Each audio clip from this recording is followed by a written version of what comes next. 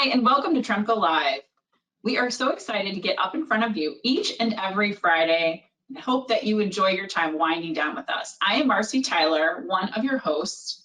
And I'm Paul Hugenboom. I'm the president of Tremco Construction Products Group. Marcy, a tremendous collection of companies, brands, products, systems, and of course, most of all, people, our own and those in industry. That's great. That's right. We love connecting with our customers, both internal and external, this way through Tremco Live. If you've been joining us in the month of October, we are focused on resiliency.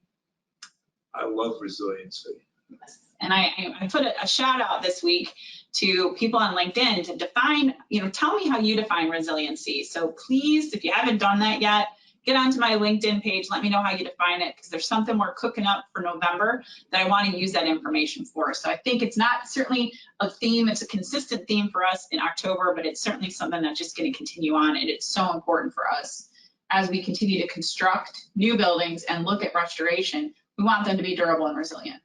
Yeah, it's, you've got, I know in our first episode, Marcy, on resilience, we kind of covered, I don't know, maybe 5, 10 different definitions of it. Yeah. But really excited about our guest today. Yes, me too. So at this point, I would like to invite our guest to join us. She's going to be a constant in our program today. So welcome to the program, Julie Shayu-Woodard. Thank you for having me, and happy Friday. Yes, happy Friday to you too. So we thank you for joining us and winding down your week with us. So this is just a nice way, I think, for us to engage in the industry, and we're once again excited to have you and the knowledge that you bring. Why don't you tell us a little bit about you, yourself, your organization, your history in the industry? So I am from the Gulf Coast of Mississippi, originally born and raised. So I've been in the Gulf of Mexico my whole life, so I definitely know what resiliency needs to look like, which we're not there yet, but there's so many of us working in it. And I started out in government. I was in government for 20 plus years before I jumped into this nonprofit. And Smart Home America was established in 2009, really because of Katrina and Ivan, Hurricane Katrina and Ivan in 2004 and 5. And it was a group of thought leaders in the community that really just said, hey, this stuff keeps getting knocked down and we keep building it back the same way. Like, isn't this like the definition of insanity? Like, there's got to be a better way. And so they looked out across the United States to see who was doing what and how were they doing it.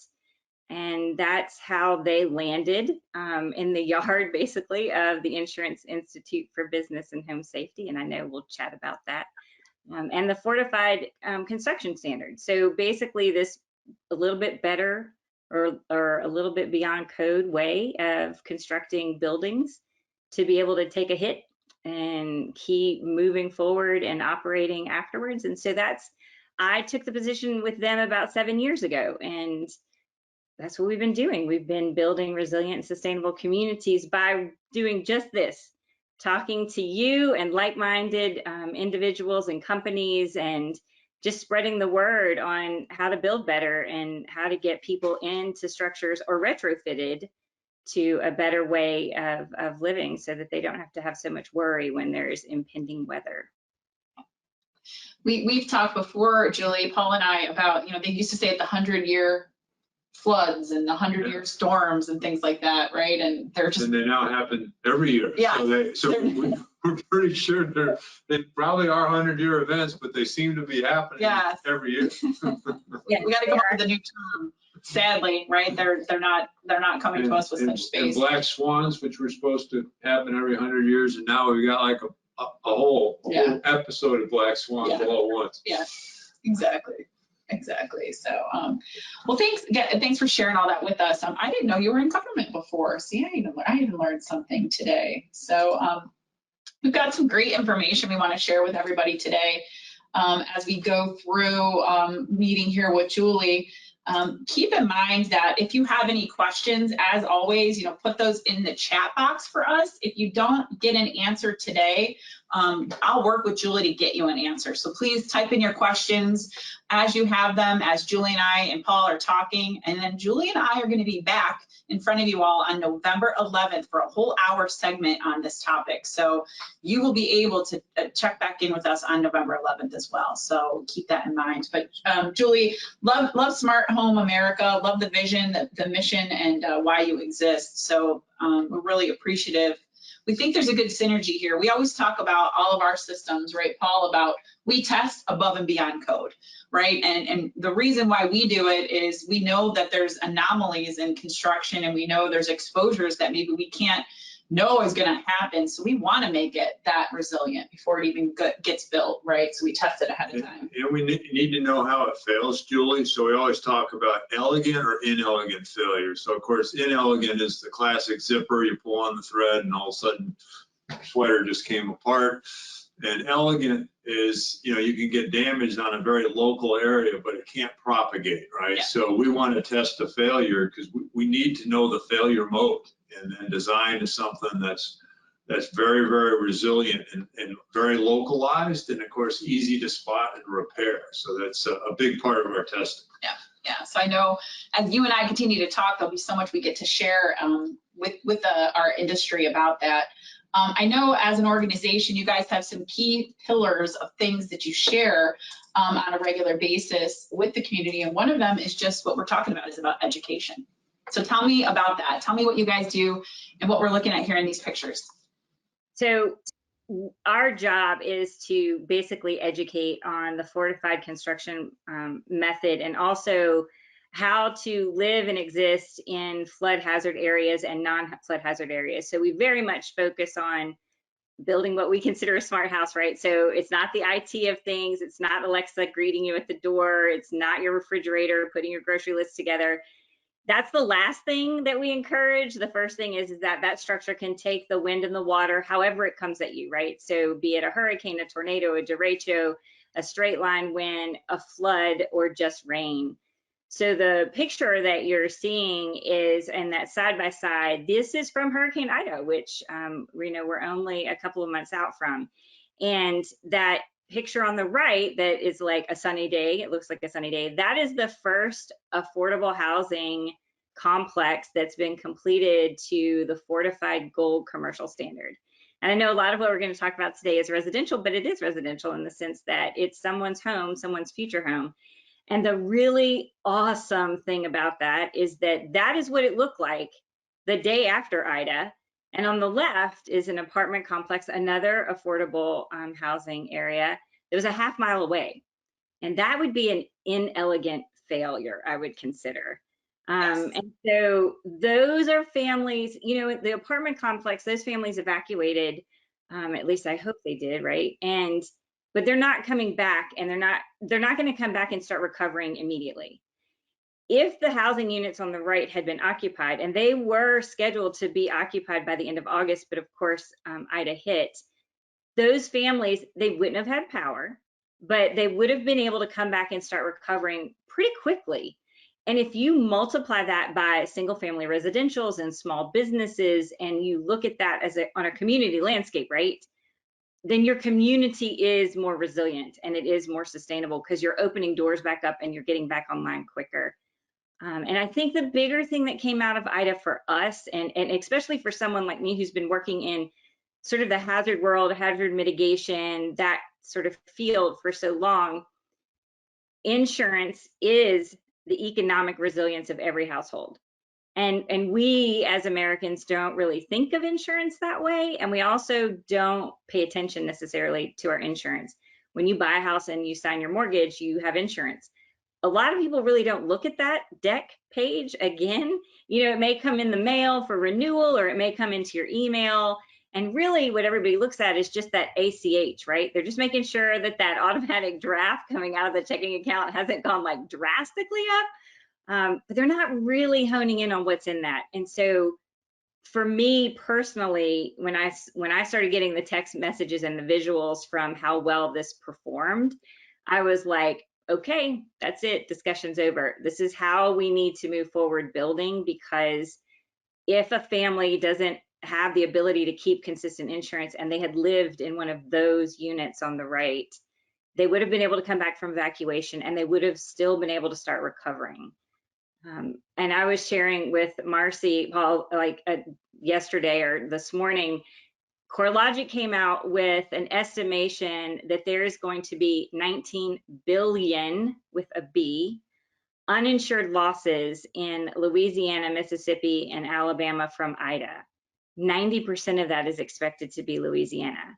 So those are communities that are not going to recover because those homeowners and those small business owners, they won't be able to. So then what does that look like? What's your community look like? So this was a huge turn. I mean, we've had test cases and we'll talk about that a little bit down the road here, but this was it for us.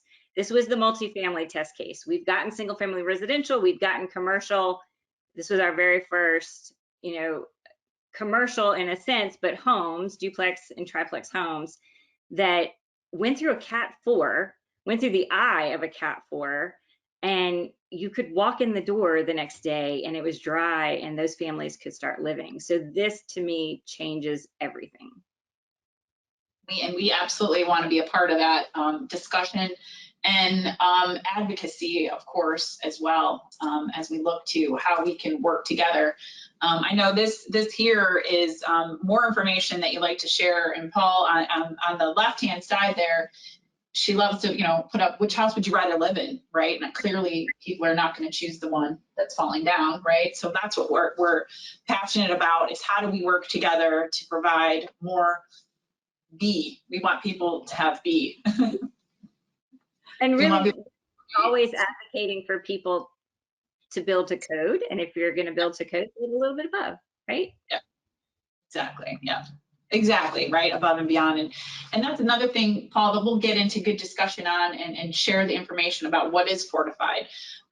Julie and the website that is Build Smart America has a lot of great resources for everyone there. There's educational programs, there's training programs. So there is a lot of ways that everyone can learn exactly what that means to have a fortified residential or commercial structure. So there's a lot more to come on that.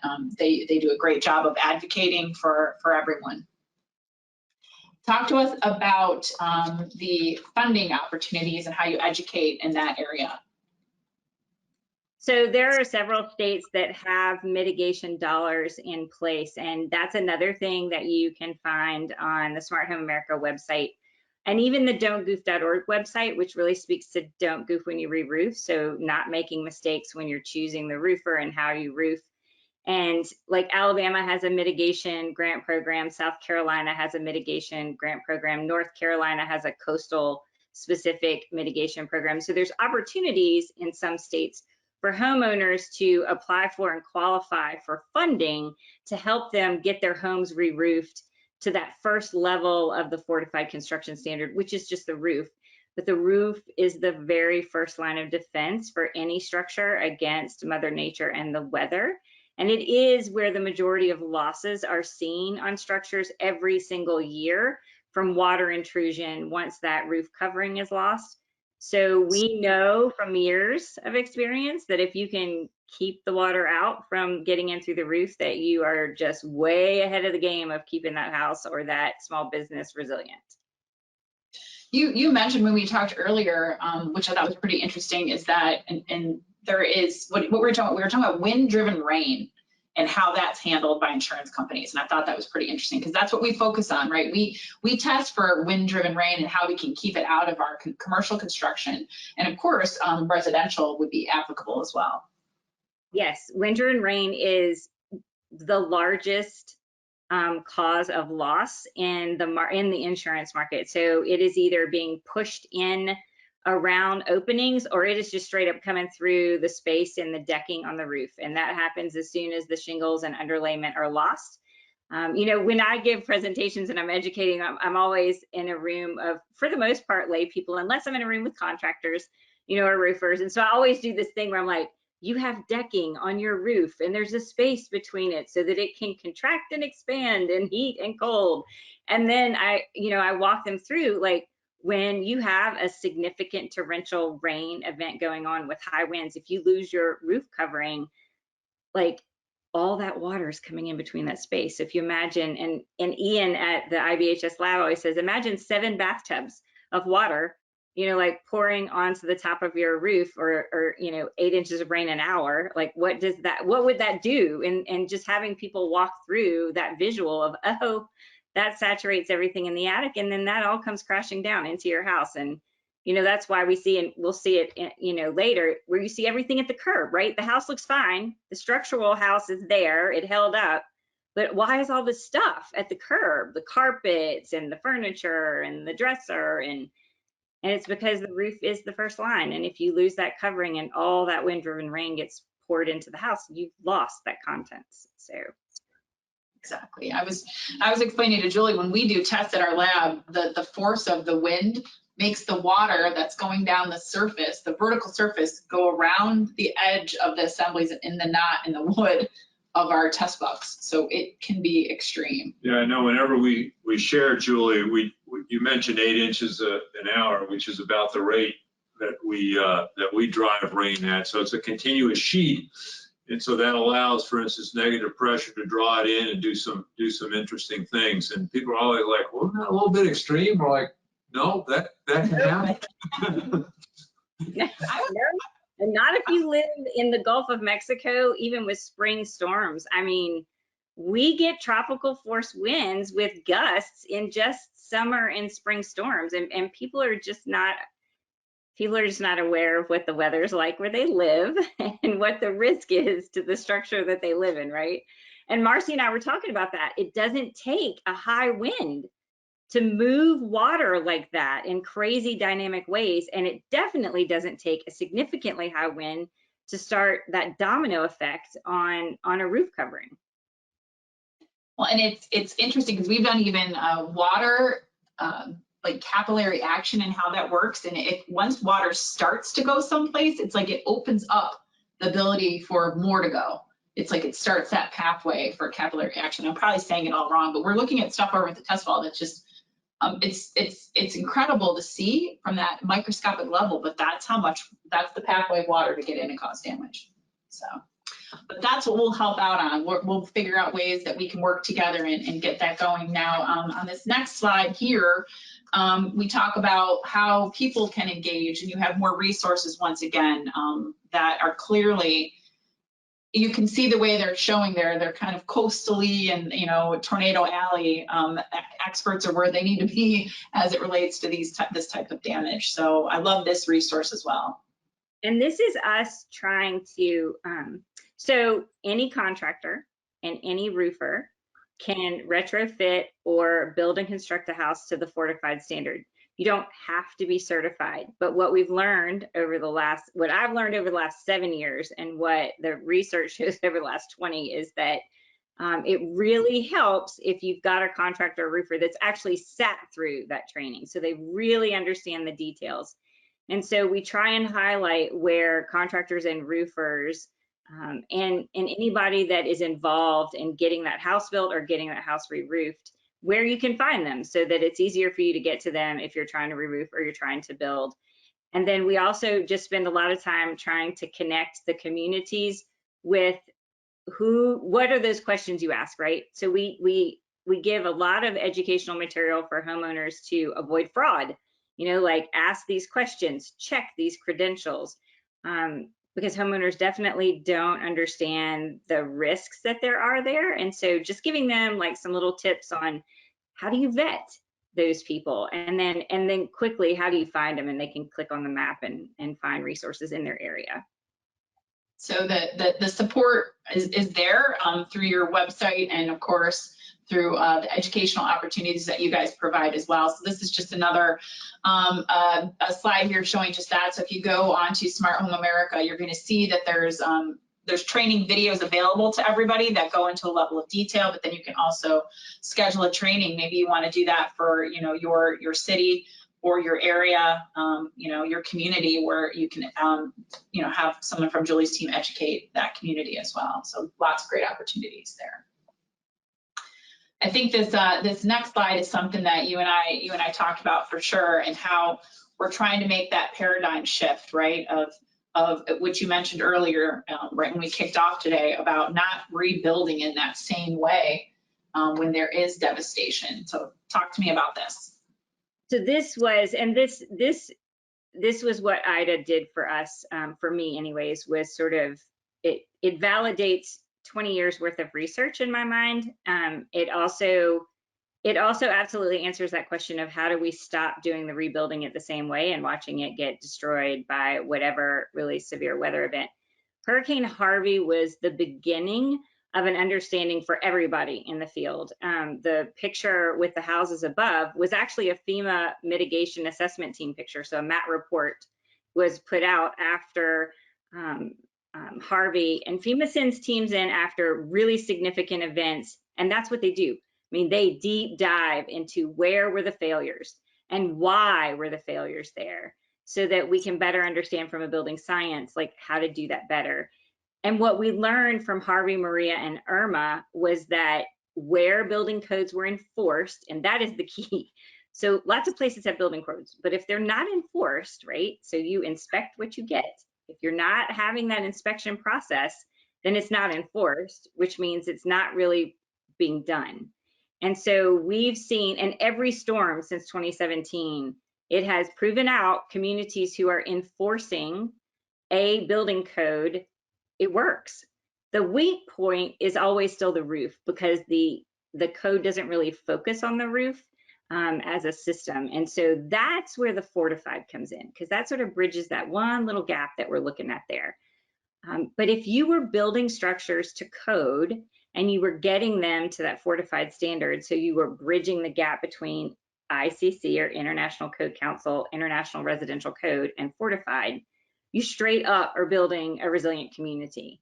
And that fortified piece is that there's this third party evaluator making sure that those things that code inspectors don't have time to look for, and it's not required from a code inspection purview to look for, that evaluator's capturing that extra information that proves that that structure was truly built to that standard, which gives the homeowner a peace of mind, because they know that their structure is really built strong, and that there's going to be less loss, and that they're going to hopefully not be displaced after any kind of major event. But it also is giving the insurance industry a reason to care about putting coverage on that house, because it is proof to the insurance industry that that house has met a standard that they put millions of dollars in research behind. And they have no way of knowing if code is enforced anywhere. But that fortified program is that one way of saying, yep, it got documented, we have the pictures, we have the product labels, we know it met the standard.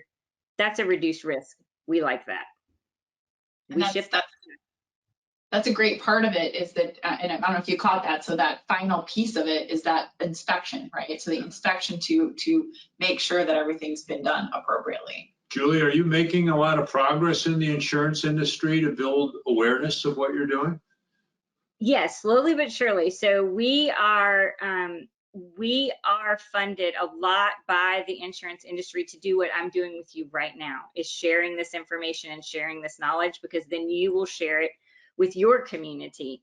And so the more people understand and the more people start to want to walk that path, then it moves and slowly takes over. And it's like a domino effect, right? Once we get it going in a community, we're a small nonprofit and we work in 10 to 12 states at any given time. So it's a slow moving conversation, but absolutely, we provide that CE training for insurance agents everywhere that we work. And we walk them through, what is fortified? Why should you care? Why does your parent company care? You know, what does it do for you and your book of business and your customers, and how do you talk about it? We do the same for contractors and builders. Why care about this? Why learn about it? How do you explain it to your customers? How do you convince them to go this little extra step? So that's about 90% of what we do, is that education and outreach, and a lot of it is to the insurance people on the ground. So it's all those agents that are in brick and mortar buildings that is your agent, right? It's giving them the information and the knowledge, so that when Marcy has to re-roof, we want her insurance agent to say, okay, now look, you've had this roof for 22 years, it's time to re-roof, but let me tell you about this other type of roof, because let me tell you what it's going to do for your insurance and what it's going to do for your peace of mind. So we're educating them and giving them the tools they need to be able to tell you, the customer, why you need to choose this different path. That's great. That's great. Now we've got a couple stories here to kind of wrap up our broadcast today. This one here, I put a shout out on LinkedIn this week, and I'm asking people to tell me, what is resilience? And so obviously this is something from your information that I took. So you have it defined there, and then you also have a picture that represents resilience. Talk to me about what's going on here. So this was after Katrina, and that is the Gulf Coast of Mississippi. And that's actually a neighborhood very close to where I grew up. So that used to be a really vibrant, very well populated neighborhood. That home was under construction when Katrina hit. And it had, it wasn't, they didn't have the opening closures in. But it is a concrete house. And so it was able to weather Katrina and the surge, the tidal wave surge that came in. And they were able to go in and clean it out and get it back up to the point where they could continue construction on it. And I don't know if it's still fortified, but it was a fortified structure. So it was going to be a fortified structure. And that was in the very, very, very beginning of fortified. And like, what does it mean? And what does it mean to construct to fortified? And so when we use this picture, I always say, is that really a resilient community, right? Like if you were that homeowner, what are you coming back to? You're not coming back to community. So it's like, it's that sort of responsibility of us. It's like, if you choose to build a resilient house, then you want your neighborhood to build a resilient house, right? Because you want everybody on your street to come back. And so that was the first step in that community to build resilient. And that's that sort of bellwether house, right? It's like, okay, look, this homeowner chose to walk a different path, and that house was still there. I mean, it wasn't finished, but it was still there when they came back, but the community around it was gone. So then what does it take for us, right, to get that whole community to walk that same path?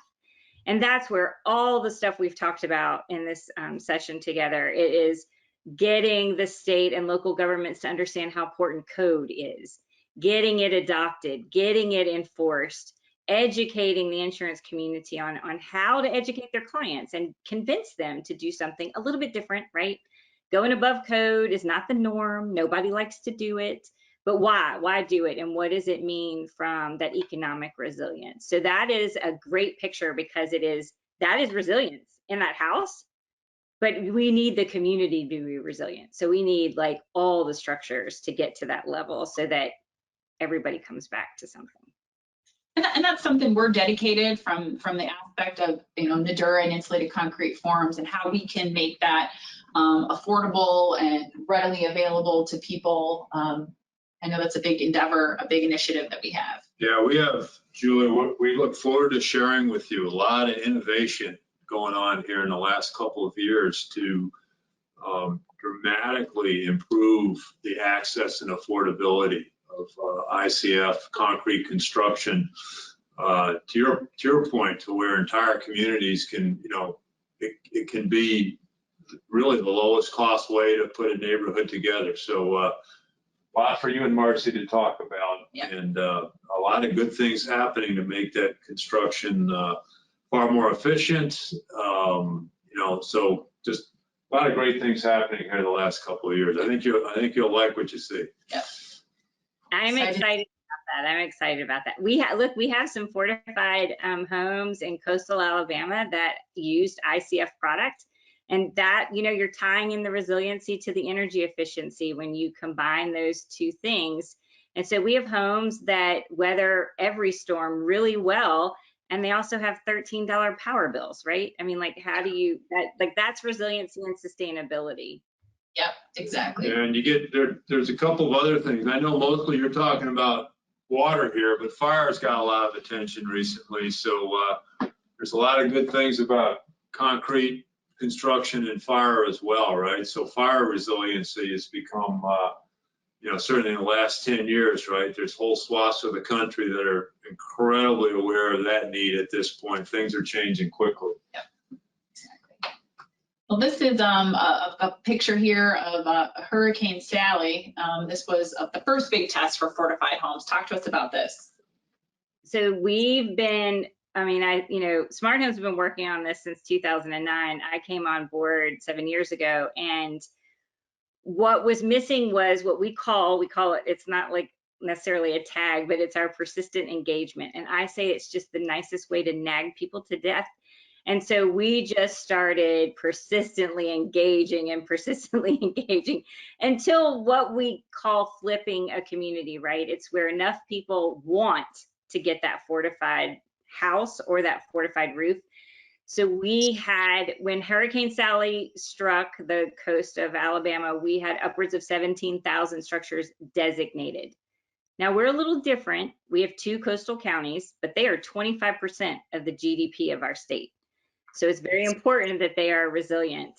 And we have this resiliency in our building code. So we are at the most current building codes, but our communities decided to go a little bit further. And they have a supplemental construction code that they have as an appendix or an amendment. So for all of those 17,000 homes, there is at least 17,000 more that meet that fortified standard. They just didn't get designated. There wasn't that third party person validating that.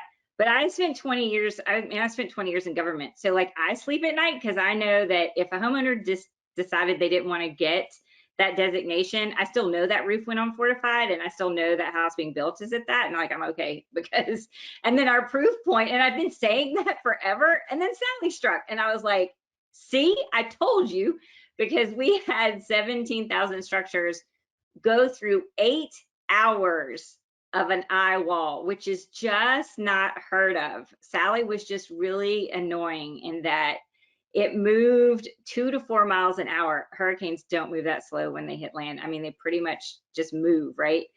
No, the sucker just sat. And so structures took a beating that's not normally planned for. And so we are expecting, right now, it looks like 95% of those structures had little to no damage.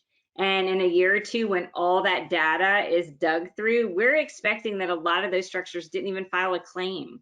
And that is huge. I mean, that's huge.